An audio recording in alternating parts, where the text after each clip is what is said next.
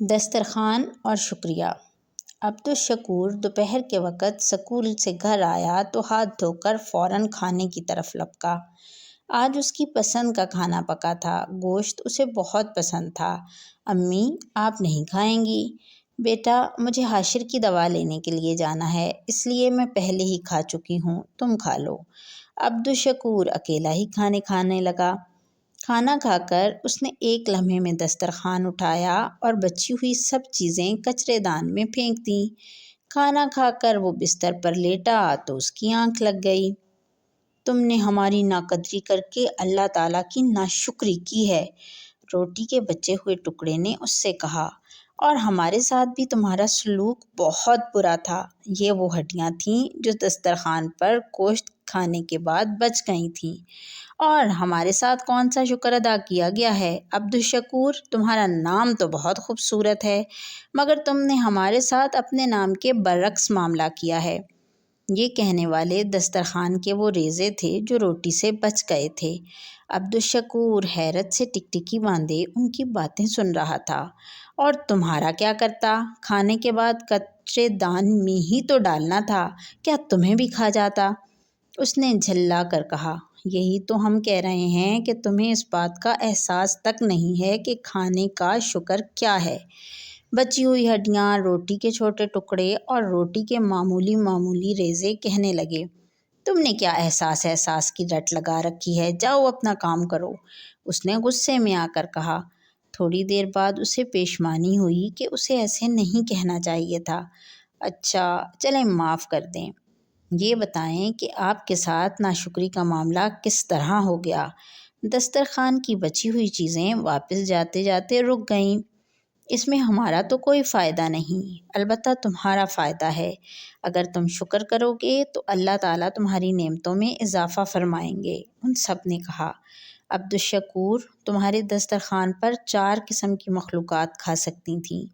4 قسم کی مخلوقات؟ وہ حیرت زدہ ہو کر رہ گیا۔ اف خدایا، آج میں کہاں پھنس گیا؟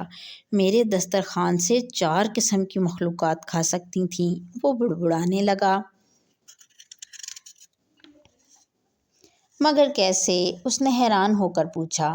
دیکھو، ایک مخلوق تو تم ہو کہ تم نے کھانا کھایا، اور دوسری مخلوق کتے ہیں۔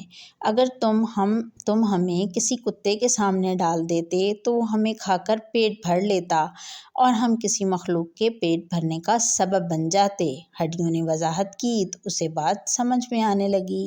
او ہاں، میرا تو اس طرف کبھی خیال ہی نہیں گیا۔ تیسری مخلوق بلیاں ہیں۔ اگر تم روٹی کے ٹکڑے گھر کی چھت پر ڈال دیتے تو ہمیں بلیاں اور کبے کھا جاتے، ہم بھی کسی کے کام آ جاتے اور ضائع نہ ہوتے۔ یہ روٹی کے ٹکڑے تھے جنہوں نے اپنے استعمال ہونے کی وضاحت کی تھی۔ یہ سننا تھا کہ عبدالشکور نے حیرت سے اپنی انگلیاں دانتوں میں دبا لیں۔ میں کس قدر محروم رہا، کاش میں ایسا کر لیتا۔ اور چوتھی وہ ننھی مخلوق ہے جس کا ذکر قرآن کریم میں بھی آیا ہے، یعنی چیونٹی، جس کے نام کی پوری صورت قرآن کریم میں ہے۔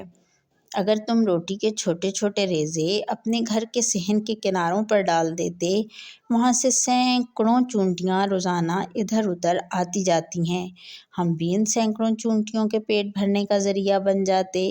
روٹی کے چھوٹے چھوٹے ریزوں نے بھی وضاحت کی۔ اف، میں کس قدر ناشکرا اور بے پرواہ بنا رہا۔ چلو، جو ہوا سو ہوا۔ اب اللہ تعالیٰ سے توبہ کر لو اور آئندہ کے لیے پکا ارادہ کر لو کہ دسترخوان کی بچی ہوئی چیزیں اس طرح اٹھاؤ گے جس طرح ہم نے بتایا ہے۔ ہاں، میں ایسا ہی کروں گا، تمہارا بہت بہت شکریہ۔ اچانک عبدالشکور زور سے بستر پر اچھلا۔ بیٹا، کیا ہوا؟ ڈر گئے کیا؟ امی نے پیار سے اس کے سر پر ہاتھ پھیرتے ہوئے کہا۔ پھر اس نے وہ سارا خواب امی کو سنایا تو امی نے بھی کہا کہ اس بات پر تو ہم نے کبھی بھی غور نہیں کیا۔ پھر امی کے ہاتھ اللہ تعالیٰ کی طرف توبہ کے لیے اٹھ گئے، اور انہوں نے اللہ تعالیٰ کا شکر بھی ادا کیا کہ اللہ تعالیٰ نے اس کا احساس ایک خواب کے ذریعے کرا دیا تاکہ الشکور جل جلالہ کا شکر ادا ہو سکے، اور یہ شکر مزید نعمتوں کے اضافے کا سبب بن سکے۔